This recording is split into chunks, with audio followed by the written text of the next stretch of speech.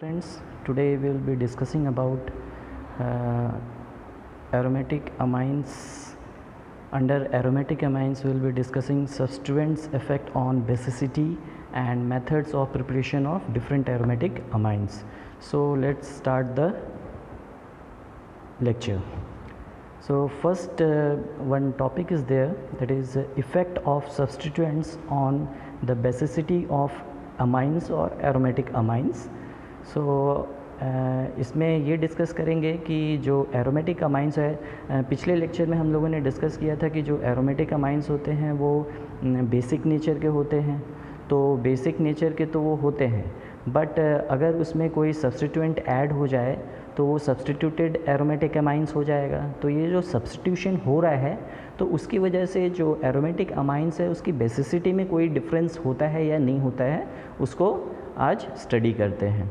अब जैसे सब्स्टिट्यूशन जो हो सकता है तो वो दो जगह सब्स्टिट्यूशन होगा, या जैसे एरोमेटिक अमाइंस है तो या तो वो अमाइन ग्रुप पे हो या तो वो रिंग ग्रुप पे हो। तो अगर रिंग पे सब्स्टिट्यूशन हो रहा है तो या तो वो ऑर्थो पे होगा, मेटा पे होगा या फिर पैरा पे होगा। तो जब हम ये एरोमेटिक अमाइन का रेजोनेंस स्ट्रक्चर देखते हैं तो वहाँ पे आप ध्यान दोगे तो ये जो प्लस चार्ज नाइट्रोजन पे आता है आफ्टर प्रोटोनेशन, तो प्लस चार्ज जो आता है वो ट्रांसफ़र जब होता है तो वो ऑर्थो और पैरा पे होता है, मेटा पे नहीं होता है। तो इससे यही पता चलता है कि अगर कोई भी सब्स्टिट्यूएंट ऑर्थो या पैरा पे ऐड होता है, सब्स्टिट्यूट होता है, तो बेसिसिटी पे बहुत इफ़ेक्ट आता है, और मेटा पे अगर होता है तो उतना इफ़ेक्ट नहीं आता है।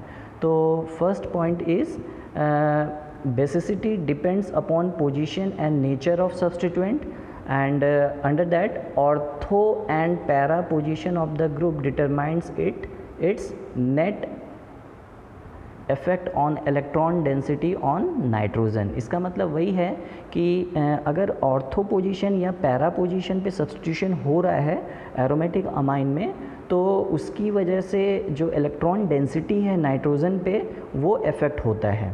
और वो इसलिए होता है क्योंकि जब हम रेजोनेंस स्ट्रक्चर देख रहे हैं तो जब प्रोटोनेशन होने के बाद जो नाइट्रोजन पे प्लस चार्ज आता है वो ऑर्थो या पैरा पे आ रहा है। तो अगर ऑर्थो या पैरा पे इलेक्ट्रॉन लिया या दिया जाएगा तो नेट इफ़ेक्ट जो होगा वो नाइट्रोजन के इलेक्ट्रॉन डेंसिटी पे होगा। तो इसमें यही है कि अगर इलेक्ट्रॉन रिलीजिंग ग्रुप जो होता है जैसे कि CH3 हो गया, OCH3 हो गया, वो बेसिसिटी को इंक्रीज़ कर देता है। इलेक्ट्रॉन रिलीजिंग ग्रुप का मतलब इलेक्ट्रॉन डोनेटिंग ग्रुप, जो इलेक्ट्रॉन देता है। तो वैसे ग्रुप अगर सब्स्टिट्यूट होंगे ऑर्थो या पैरा पोजीशन पे एरोमेटिक अमाइंस के, तो वो क्या करेगा, जो एरोमेटिक अमाइन है उसकी बेसिसिटी को इंक्रीज़ कर देगा। वैसे ही अगर इलेक्ट्रॉन विड्रॉइंग ग्रुप अगर अटैच होते हैं, सब्स्टिट्यूट होते हैं एरोमेटिक अमाइन में ऑर्थो या पैरा पोजीशन पे, जैसे कि NO2 हो गया, CN ग्रुप हो गया, ये सारे ग्रुप जो होंगे वो बेसिसिटी को डिक्रीज़ कर देंगे। तो अब हम देखेंगे कि ये जो इलेक्ट्रॉन रिलीजिंग ग्रुप इंक्रीज़ कर दे रहा है या फिर इलेक्ट्रॉन विड्रॉइंग ग्रुप जो है वो डिक्रीज़ कर दे रहा है बेसिसिटी को, तो ऐसा क्यों हो रहा है उसका रीज़न देखते हैं।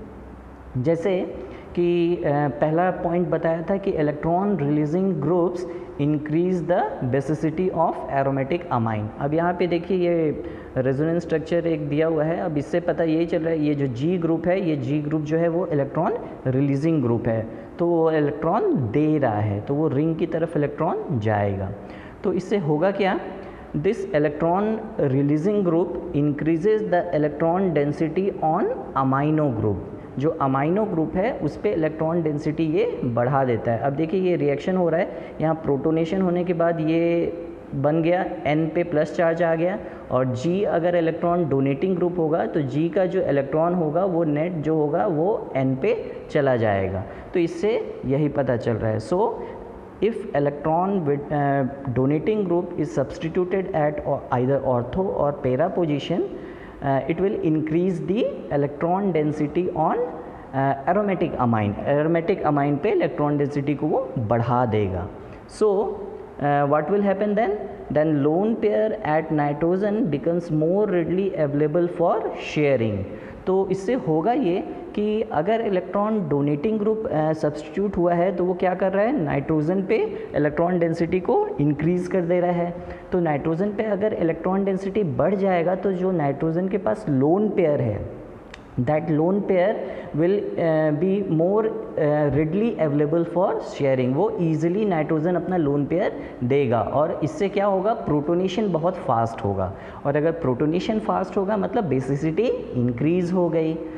एक तो ये रीज़न हो गया। अब दूसरा रीज़न क्या है कि such substituents stabilises the substituted anilinium ion by dispersal of positive charge on nitrogen atom. अब इससे क्या हो रहा है, अब देखो यहाँ पे अगर ये जो देखिए आपका एनिलीनियम आयन है, यहाँ पे N पे प्लस चार्ज है, तो अगर इलेक्ट्रॉन डोनेटिंग ग्रुप जो होगा तो वो क्या करेगा, प्लस चार्ज जब डिस्ट्रीब्यूट होगा ना तो प्लस चार्ज बहुत ईजिली वो इलेक्ट्रॉन डोनेटिंग ग्रुप के पास आ जाएगा और नाइट्रोजन जो है वो न्यूट्रल हो जाएगा। तो इससे क्या है, जो एनिलीनियम आयन है वो और भी ज़्यादा स्टेबलाइज हो जाएगा। अब दूसरे तरीके से भी बोल सकते हैं कि अब एनिलीनियम आयन में देखिए प्लस चार्ज है मतलब वो इलेक्ट्रॉन डेफिशिएंट है।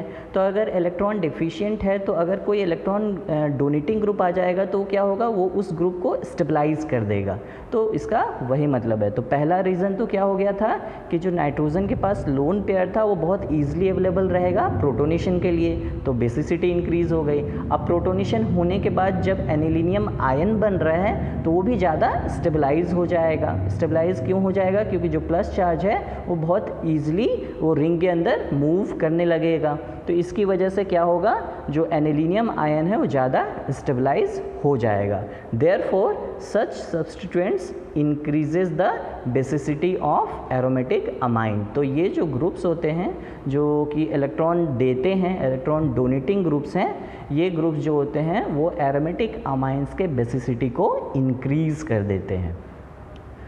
नेक्स्ट पॉइंट जब स्टार्टिंग में बताया था वो क्या था कि electron withdrawing group they decreases the basicity of aromatic amines. अब जो इलेक्ट्रॉन विड्रॉइंग ग्रुप होते हैं जो कि इलेक्ट्रॉन अपनी तरफ लेते हैं, तो यहाँ पे एक ये देखिए एक स्ट्रक्चर में ये G का एग्जांपल दिया हुआ है। यहाँ पे जो G है वो इलेक्ट्रॉन विड्रॉइंग ग्रुप है, तो वो इलेक्ट्रॉन अपनी तरफ ले रहा है रिंग से अपनी तरफ ले रहा है। तो उससे क्या होगा, अगर G जो है वो इलेक्ट्रॉन अपनी तरफ लेगा तो जो नाइट्रोजन के पास लोन पेयर है वो वहाँ, या फिर नाइट्रोजन के पास जो इलेक्ट्रॉन डेंसिटी है वो कम होने लगेगा क्योंकि G अपनी तरफ इलेक्ट्रॉन ले रहा है। So such group decreases the electron density on amino group पे जो इलेक्ट्रॉन डेंसिटी है उसको वो डिक्रीज़ कर देता है। उससे क्या होगा, अब अमाइनो ग्रुप पे इलेक्ट्रॉन डेंसिटी डिक्रीज होने से क्या होगा, lone pair at nitrogen becomes less readily available for sharing.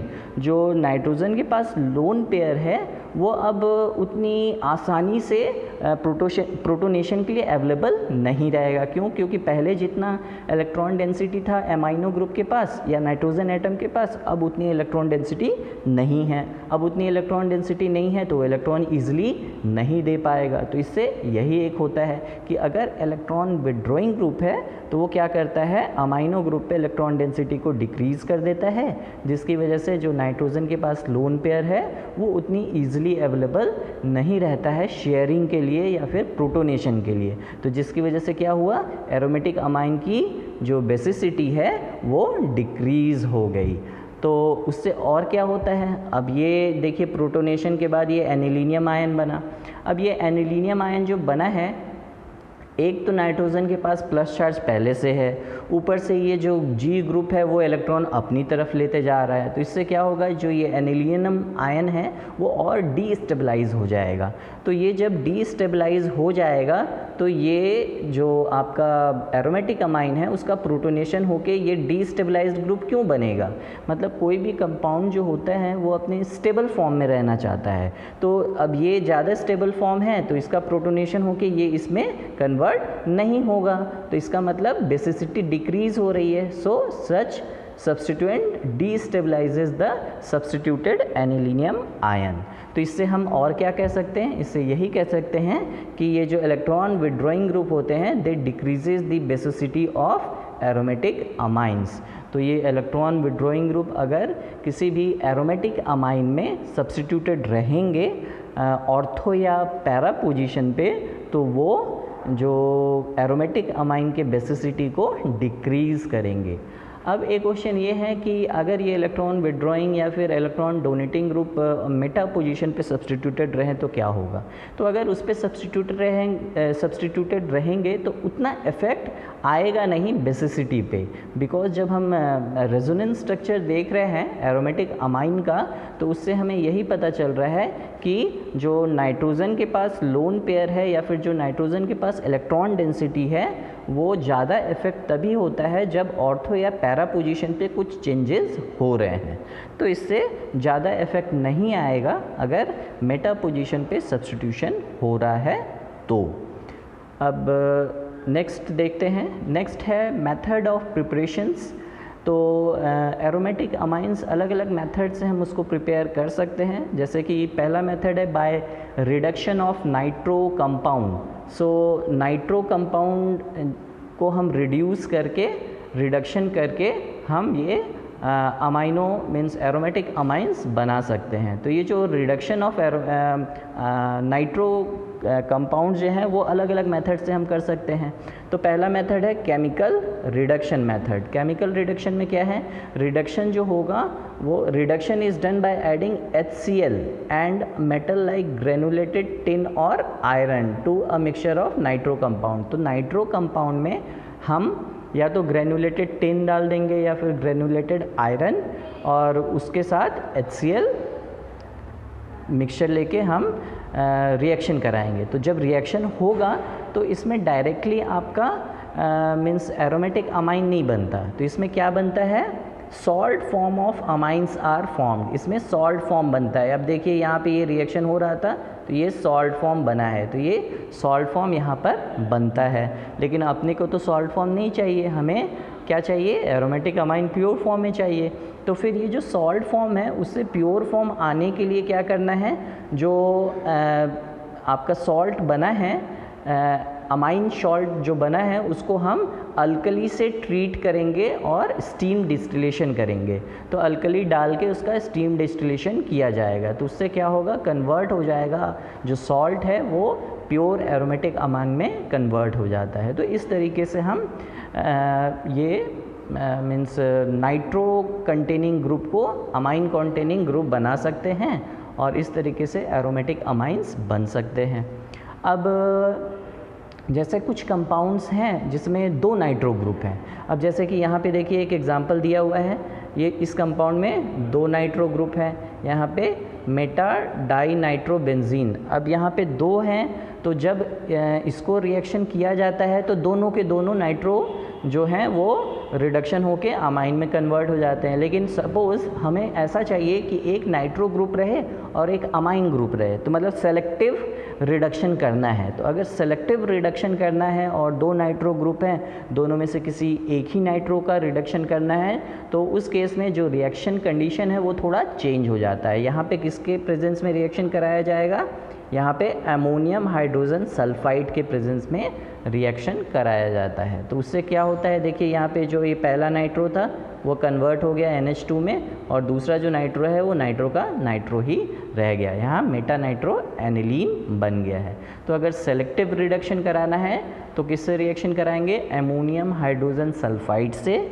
और अगर सेलेक्टिव रिडक्शन नहीं कराना है तो जो नॉर्मल कंडीशन है, रिएक्शन कंडीशन, उससे रिडक्शन करा सकते हैं। तो ये एक मेथड है जिसके थ्रू एरोमेटिक अमाइन का सिंथेसिस हो सकता है by reduction of nitro compound by chemical reduction method.